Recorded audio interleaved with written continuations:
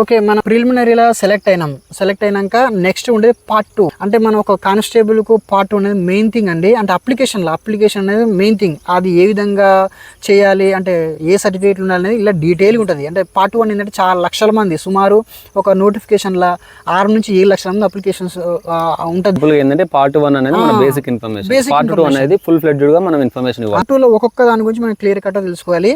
ఏంటంటే ఎస్ఎస్సి వరకు bona fides, SS certificate, intermediate వరకు intermediate certificate and intermediate bona fides, ఇది క్లియర్. మీకు డిగ్రీ అర్హత ఉంటే డిగ్రీ సర్టిఫికేట్, డిగ్రీ బోనోఫైడ్లు, ఇది వరకు క్లియర్. ఒక ఆధార్ కార్డు, డ్రైవింగ్ లైసెన్స్ ఉన్న వ్యక్తులు డ్రైవింగ్ లైసెన్సు, ఇది క్లియర్. ఇది అయిపోయిన తర్వాత నెక్స్ట్ ఏజెన్సీ ఏరియాలు ఉంటాయి. అంటే ట్రైబ్స్ వాళ్ళు వాళ్ళ యొక్క ట్రైబ్ యొక్క సర్టిఫికెట్, ఏజెన్సీ సర్టిఫికెట్ అనేది మ్యాండేటరీ. ఎందుకంటే దాన్ని బేస్ చేసుకుని జనరల్ క్యాండిడేట్లకు స్టేట్ మొత్తం 167.6 అనే హైట్ ఉంటుంది, మెజర్మెంట్ సెంటీమీటర్స్ హైట్ ఉంటుంది. కానీ ఏజెన్సీ ఏరియాల వాళ్ళ క్యాండిడేట్స్కి మాత్రం 160 సెంటీమీటర్స్ మాత్రమే ఉంటుంది. లేడీస్కి నార్మల్ క్యాండిడేట్కి 152 ఉంటుంది. అదేవిధంగా ఏజెన్సీ వాళ్ళకు 150 సెంటీమీటర్స్ ఉంటుంది, డిఫరెన్స్ ఉంటుంది. కాబట్టి వాళ్ళ యొక్క ఎస్టీ ఏజెన్సీ సర్టిఫికేట్ తెచ్చుకోవాలి. మరి ఈ తెలంగాణలో ఎవరు ఎలిజిబిలిటీ అనేది మీకు ఒక డౌట్ ఉండొచ్చు. ఎందుకంటే కొంచెం హైట్ తక్కువ వ్యక్తులందరూ మాకు కూడా ఉంటే బాగుండు, మరి అది ఎవరికి వస్తుందని మీకు డౌట్ ఉండదు. అది ఎవరికి వస్తుంది అంటే, ఓకే, ఇప్పుడు ఎస్టీ ఏజెన్సీ ఉన్న జిల్లాలు అనేది మనం డిస్కస్ చేసుకుంటే, ఎస్టీ ఏజెన్సీలో ఓన్లీ ఎస్టీలకి అల్లం వల్ల ఎస్సీలకు ఉండదు. అది కూడా మీకు క్లారిటీ ఉండాలి.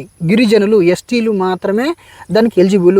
ఏంటంటే ఆ ఎస్టీ యొక్క స్పెషల్ ఏంటంటే, ఎస్టీ ఏజెన్సీలకు స్పెషల్ ఏంటంటే, ఉన్న 100% పోస్ట్ల 75% ట్రైబ్స్కే, అంటే ఎస్టీ ఏజెన్సీ వాళ్ళకే రిక్రూట్ చేసుకుంటారు. రిమైనింగ్ 25% మాత్రం జనరల్ క్యాండిడేట్కి అవకాశం ఉంటుంది తప్ప 100% ఉండదు. ట్రైబ్స్కు 75% అవకాశం ఇస్తారు. రిమైనింగ్ 25% జనరల్ క్యాండిడేట్లు అందరూ పోటీ పడతారు. ఈ జిల్లాలు తెలంగాణలో ఎక్కడున్నాయంటే, ఉమ్మడి ఆదిలాబాద్ జిల్లా, మంచిర్యాల కావచ్చు, ఆసిఫాబాద్ కావచ్చు, ఈ కొమరంభీం కావచ్చు, మళ్ళీ మహబూబ్ నగర్ వచ్చేసి నాగర్ కర్నూలు కావచ్చు, వరంగల్ వచ్చేసి ములుగు, జయశంకర్ భూపాల్పల్లి, ఖమ్మం జిల్లా వచ్చేసి భద్రాద్రి కొత్తగూడెం, ఇలా జిల్లాలు, ఈ ఏజెన్సీ ఏరియా జిల్లాలు ఇవి తెలంగాణలో. వీళ్ళు కూడా ఆ జిల్లా మొత్తం కాదు, జిల్లా మొత్తం కాకుండా ఒక మండల కేంద్రంగా ప్రాంతాలకు సంబంధించిన ప్రాంతాలని గుర్తించి అక్కడ ఉన్న ఎంఆర్ఓ గారు లేదా ఆ డివిజన్ సంబంధించి ఆర్డీఓ గారు దీన్ని ఇష్యూ చేస్తారు. ఇది ఏజెన్సీకి సంబంధించిన సర్టిఫికేట్ గురించి, ఏజెన్సీ క్యాండిడేట్కి సంబంధించి. ఎందుకంటే మీకు కూడా దీని మీద అవగాహన ఉండాలి. ఇన్కమ్ అంటావా, ఇన్కమ్ వచ్చేసి మీరు లేటెస్ట్ ఆ ఫైనాన్షియల్ ఇయర్ సంబంధించి తీసుకుని సరిపోద్ది, అంతే. ఇన్కమ్ అనేది మనం ఎవ్రీ ఫైనాన్షియల్ ఇయర్ డెఫినెట్గా తీసుకోవాల్సిందే. ఎందుకంటే ఇన్కమ్ సంబంధించిన మన యాన్యువల్ ఇన్కమ్ వేరీ అవుతుంటుంది కాబట్టి ఎవ్రీ ఫైనాన్షియల్ ఇయర్కి మనకి ఇన్కమ్ చేంజ్ అవుతూ ఉంటుంది అనమాట. లాస్ట్ ఫైనాన్షియల్ ఇయర్కి సంబంధించిన ఇన్కమ్ సర్టిఫికేట్ నెక్స్ట్ ఫైనాన్షియల్ ఇయర్కి ఓకే. ఇప్పుడు మనం క్యాస్ట్ సర్టిఫికేట్ ఎందుకు అని అంటుంటే, ఒకటి మన రిజర్వేషన్స్ గురించి, అండ్ ఇప్పుడు జనరల్గా కానిస్టేబుల్ కానీ 22 సంవత్సరాలే ఉంటుంది. కాకపోతే అందరూ ఏదైనా 30 ఉంటుంది అంటే 20 ఉంటుంది అంటే జనరల్ క్యాండిడేట్కి 22 సంవత్సరాలు ఉంటుంది. కానీ ఎస్సీ, ఎస్టీ, బీసీలకు, ఈడబ్ల్యూఎస్ వాళ్ళకు రిజర్వేషన్ బట్టి ఏజీ రిలాక్సేషన్ ఉంటుంది. అందుకనే క్యాస్ట్ సర్టిఫికేట్ అని అడుగుతారు. ఈ క్యాస్ట్ మీదనే 5 years ఎక్స్టెన్షన్ అనేది ప్రతి ఒక్కరికి ఉంటుంది. క్యాస్ట్ సర్టిఫికేట్ అందుకని అడుగుతారు. ఓకే, నాన్ క్రిమిలేయర్ మీద కొంచెం మనం తెలుసుకోవాలి. నాన్ క్రిమిలేయర్ అనేది ఎందుకు తీసుకొచ్చారు, దీని పర్పస్ ఏంటంటే, నాన్ క్రిమిలేయర్ అనేది గతంలో మనం ఈ 2022 బిఫోర్ నోటిఫికేషన్ వరకు ఫ్యామిలీ ఇన్కమ్ అనేది 6 lakhs ఉండే. ఏది 2022 కన్నా ముందు నోటిఫికేషన్కి 6 లక్షల వరకు ఉన్న వారు మాత్రం నాన్ క్రిమిలేయర్ ఎలిజిబుల్, వారికి మాత్రం రిజర్వేషన్లు వర్తిస్తాయి. ఎబోవ్ ఉన్న వాళ్ళందరూ జనరల్ క్యాండిడేట్, వాళ్ళకి ఎలాంటి రిజర్వేషన్స్ వర్తించడం అనేది దాని యొక్క పూర్తి మీనింగ్ నాన్ క్రిమిలేయర్. ఓకే, కాకపోతే 2022 తర్వాత ఏమైందంటే, దాన్ని ఎన్డీఏ ప్రభుత్వం ప్రధానమంత్రి మోడీ గారి అధ్యక్షతన నాన్ క్రిమిలేయర్ అనేది ఎక్స్టెన్షన్ చేసింది, 8 lakhsకి చేసింది ఈ నాన్ క్రిమిలేయర్ యొక్క పరిమితిని. దీన్ని దృష్టిలో ఉంచుకొని నాన్ క్రిమిలేయర్ మీద కొంచెం ఒక డౌట్ ఉంది. అది స్వయంగా నేనే ఎదుర్కొన్నా, ఆ సమస్య నేను ఎదుర్కొన్నా కాబట్టి దీని మీద మీకు క్లారిటీ ఇద్దామనుకుంటున్నాను. నాన్ క్రిమిలేయర్ అనేది ఏంటంటే, ఆల్రెడీ నేను లాస్ట్ టైం ఎస్ఐకి 2022 నోటిఫికేషన్లో ఎస్ఐకి అప్లికేషన్ చేసినప్పుడు నాన్ క్రిమిలేయర్ నేను కూడా అప్లికేషన్ చేసిన ఎంఆర్ ఆఫీస్కి పోయినా. ఎంఆర్ ఆఫీస్ పోయిన తర్వాత మీరు ఆల్రెడీ కానిస్టేబుల్ లేదా, మీకు నాన్ క్రిమిలేయర్ ఇన్కమ్ కాదు, సరే మీకు ఇన్కమ్కు నాన్ క్రిమిలేయర్ క్లారిటీ ఉండాలి, అది మీరు తెలుసుకోవాలి. ఉపయోగపడుతుంది. నేను చేసిన నాన్ క్రిమినల్ ఇన్కమ్ సర్టిఫికేట్ కదా, నాన్ క్రిమినల్ లేయర్.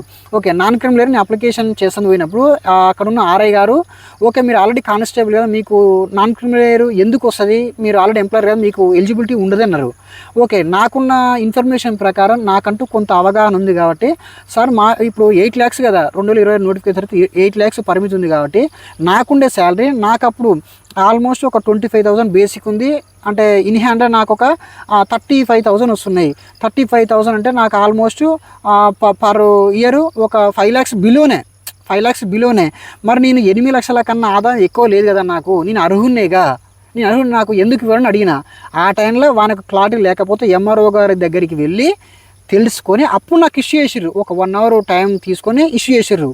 అది ఎస్ఐ కూడా కావచ్చు, ఎస్ఐ కూడా శాలరీ కూడా, సరే ఎస్ఐలు ఉన్న అభ్యర్థులు కూడా ఎలిజిబుల్. ఎందుకంటే ఎస్ఐ శాలరీ సుమారు ఒక 6 ఏదైనా నాన్ క్రిమినల్ ఏర్ అయినా సరే, మనం ఈడబ్ల్యూఎస్ తీసుకున్నా సరే, వాళ్ళ 8 lakhs అనేది ఫర్ ఎగ్జాంపుల్ ఇప్పుడు మనము నాన్ క్రిమినల్ ఏర్ కానీ ఈడబ్ల్యూఎస్ కానీ తీసుకుంటే దాంట్లో మనకు ఇది సర్టిఫికేట్ ఎట్లా ఇష్యూ చేస్తారు ఏంది అనేది మనం బేసిక్గా తీసుకుంటే గ్రూప్ బి క్యాడర్ ఆ పై స్థాయికి ఆ రేంజ్లో మనకు శాలరీ ఉంటే మనకు ఆ రిజర్వేషన్కి ఎలిజిబుల్ కాదు, మనం ఆ సర్టిఫికేట్ బెనిఫిట్ కాదనమాట అది పొందడానికి.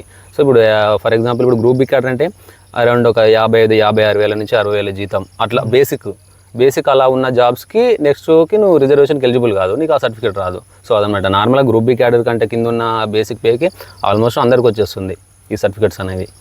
ఓకే, మనకు ఈ నాన్ క్రిమినల్ సర్టిఫికేట్ మీద మీకు క్లారిటీ వచ్చింది అనుకుంటున్నాను.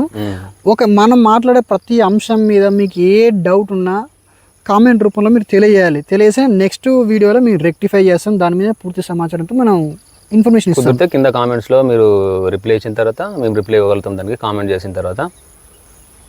Okay, service certificate service certificate అంటే ఆల్రెడీ కానిస్టేబుల్ ఉన్న వాళ్ళు, అంటే ఈ సర్వీస్ సర్టిఫికేట్ ఎందుకంటే ఇదంతా పార్ట్ 2 సంబంధించి మాట్లాడుతున్నాను. సర్వీస్ సర్టిఫికేట్ అంటే ఏంటిదంటే ఆల్రెడీ ఇప్పుడు నేను 2018లో బెటాలియన్ టీఎస్ఎస్పీగా సెలెక్ట్ అయినాం. 2020లో నేను అప్లికేషన్ పెట్టుకున్నాను. ఎందుకంటే నేను టీఎస్ఎస్పీ కాబట్టి ఒక సివిల్ కోసము, ఒక ఏఆర్ కోసము, ఫ్యామిలీ కన్వెంట్ ఉంటుందనే ఉద్దేశంతో నేను అప్లికేషన్ పెట్టుకున్న. సర్వీస్ సర్టిఫికేట్ పెట్టుకుంటే ఉపయోగం ఏందని మీకు ఒక అనుమానం, ఒక సందేహం ఉండొచ్చు. ఎందుకంటే నా ఏజ్ అనేది అయిపోయే అభ్యర్థులు దాన్ని పెట్టుకోవడం వల్ల సర్వీస్ క్యాండిడేట్లకు ఒక 3 years ఎక్స్టెన్షన్ ఉంటుంది. ఆఫ్టర్ ప్రొబిషన్ అయిపోయిన తర్వాత నీకు 3 years అనేది ఎక్స్టెన్షన్ ఉంటుంది. అందువల్ల బార్డర్ ఏజ్ ఉన్న కానిస్టేబుల్స్ అంటే బెటాలియన్ కావచ్చు, ఎస్ఆర్ సిపిఎల్ కావచ్చు, వీళ్ళందరూ అప్లికేషన్ పెట్టి సర్వీస్ సర్టిఫికేట్ అప్లై చేసుకుంటారు. అందువల్ల సర్వీస్ సర్టిఫికేట్ అనే దానికోసం మేము అప్లికేషన్ పెట్టుకుంటాం. ఎక్స్ సర్వీస్ మెన్ గురించి మనం మాట్లాడుకుందాం. అది ఎస్ఐకి, కానిస్టేబుల్కి అది ఏ విధంగా ఉంటుందంటే అది ఆర్మీ, నేవీ, ఎయిర్ ఫోర్సు త్రివిధ దళాల నుంచి సర్వీసు కంప్లీట్ అయ్యి వచ్చిన వ్యక్తులకు అది రన్నింగ్లో అంటే ఫిజికల్ మెజర్మెంట్ టెస్ట్లో కానీ అండ్ ఎగ్జామ్ రిటర్న్లో కానీ ప్రతి దాంట్లో వాళ్ళకు రిలాక్సేషన్ ఉంటుంది. అది పెట్టడం ఆ సర్టిఫికేట్ వాళ్ళకి ఏ సర్టిఫికేట్ ఉండాలంటే పెన్షన్ పేమెంట్ ఆర్డర్, అంటే వాళ్ళు రిటైర్మెంట్ అయిపోయినాక వాళ్ళకు ఒక order sir pension payment order, అదనేది మ్యాండేటరీ ఉండాలి. పార్ట్ 2కు అది సబ్మిట్ చేయాలి.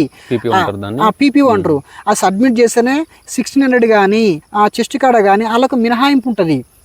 దాని ప్రకారమే నీకు మెయిన్స్ స్కోర్ కానీ తక్కువ వచ్చినా కూడా వాళ్ళు పెట్టుకున్న పోస్టు కేటాయిస్తారు. ఓకే, ఇంకా ఎంఎస్పి అంటే మెరిటోరియల్ స్పోర్ట్స్ పర్సన్ అనేది ఈ స్పోర్ట్స్ అథారిటీ ఉంటుంది కదా, స్టేట్ స్పోర్ట్స్ అథారిటీ వాళ్ళు లేటెస్ట్గా అంటే ఆ సర్టిఫికేట్ మీరు గతంలో నేషనల్స్, ఇంటర్నేషనల్, యూనివర్సిటీ సర్టిఫికేట్స్ ఉన్నా కూడా మీరు పార్ట్ 2 అప్లికేషన్ చేసే టైంకి మీరు ఆ సంబంధిత మీ స్టేటు యూనివర్సిటీ ఉంటుంది కదండి, స్టేటు స్పోర్ట్స్ ఆర్గనైజేషన్, అక్కడ మీది లేటెస్ట్గా మీరు ఆ సర్టిఫికేట్ గతంలో పొందారు అని ఆమోదించిన సర్టిఫికేట్లు సబ్మిట్ చేయాలి. అలా చేస్తేనే మీకు ఆ రిజర్వేషన్ ఉంటుంది. లేని ఎడల మీకు ఆ రిజర్వేషన్ రాదు. అంటే నేను ఒక 10 years బ్యాక్ ఆ నేషనల్ ప్లేయర్ని నేను డైరెక్ట్ అప్లికేషన్ పెట్టుకున్నా, నేను పార్ట్ 2 నేను పెట్టలేను కానీ నాకు జాబ్ వస్తాయంటే మాత్రం రాదు. మీరు పార్ట్ 2 అప్లై చేసేటప్పుడు వాళ్ళు అంటే రెన్యువల్ ఉంటుంది. ఒక 2 ఇయర్స్కి ఒక వాళ్ళు మీ స్పోర్ట్స్ అథారిటీ వాళ్ళు సర్టిఫికేట్ ఇస్తారు, దాన్ని బేస్ చేసుకునే మనకు వర్తిస్తుంది. నువ్వు అలాంటి అప్లై చేయకుండా వచ్చి డైరెక్ట్ ఇక్కడ నీ స్పోర్ట్స్ సర్టిఫికేట్ మళ్ళీ నాది ఏం చూస్తారులే అని అప్లికేషన్ అదే సబ్మిట్ చేసిన అనుకో, తప్పున పడతావు, నువ్వు మిస్ అయిపోతావు నీకు జాబు. ఇప్పుడు వీడియో అంటే వివాహిత అంటే మన గ్రామాల్లో కావచ్చు పట్టణాల్లో కావచ్చు వివాహాలు చేసుకొని భర్త భార్యకు విడాకులు తీసుకున్న తర్వాత స్వతహాగా వాళ్ళకు కూడా ఏజ్ రిలాక్సేషన్ ఉంటుందండి. అంటే అలా ఉన్న ప్రతి ఒక్క వివాహితకు రిజర్వేషన్ ఇవ్వరు, దానికంటూ కొన్ని గైడ్లైన్స్ ఉంటాయి. అది ఏ విధంగా అంటే నువ్వు కోర్టు నుండి సంబంధిత జడ్జిమెంట్ కాపీ ఉండాలి. అంటే మీకు డివోర్స్ అయినవి, మీరు మళ్ళీ పెళ్లి చేసుకోలేరు, డివోర్స్ అయినట్టు ఒక జడ్జిమెంట్ కాపీ ఉండాలి. మీకు మళ్ళీ పెళ్లి కాలేనట్టు మీ యొక్క సంబంధిత గ్రామానికి మండలం అయితే ఎక్కడ ఉంటారో అక్కడ ఒక అధికారులు మీకు సర్టిఫై చేయాలి. అలా అయితేనే మీకు ఏజ్ రిలాక్సేషన్ ఉంటుంది. అంతే తప్ప మీ అంతలో మీరు నేను సింగిల్గా ఉంటుంది నాకు రిజర్వేషన్ వర్తించంటే అట్లా ఉండదు. డైవర్స్ అని కాదు, మనకు అనివార్య కారణాల వల్ల హస్బెండ్కి ఏమైనా జరగడం వలన, సో దాని తర్వాత ఏం చేయాలి, మనము కోర్టు తోటి మనకు పని లేదు. అలాంటి టైంలో మనం డెత్ సర్టిఫికేట్ తీసుకురావాలి. ఉమెన్ రిజర్వేషన్స్ గురించి మనం చర్చించుకుందాం. ఉమెన్ రిజర్వేషన్ అనేది కానిస్టేబుల్కు ఎస్ఐకి 33% 33% ఉంటుంది. అదేవిధంగా ఎలా అంటే ఇప్పుడు సివిల్కు 33% ఉంటుంది, సివిల్కి ఒకదానికే 33% ఉంటుంది. ఏఆర్కు, జైల్స్కు అండ్ ఎక్సైజ్కు వీటికి మాత్రం 10% మాత్రమే ఉంటుంది. ఈ లేటెస్ట్గా జీవో నెంబర్ 85 ప్రకారం ఫైర్ అండ్ ఎస్పీఎఫ్ కూడా మహిళలను 33% తీసుకోవాలని మా తెలంగాణ ప్రభుత్వం లేటెస్ట్గా తీసుకొచ్చిన జీవోలండి. నెక్స్ట్ నోటిఫికేషన్ ఉండి లేడీస్ ఇందులో కూడా వస్తారు, ఎస్పీఎఫ్ ఫైర్ దాంట్లో కూడా లేడీస్ వస్తారు.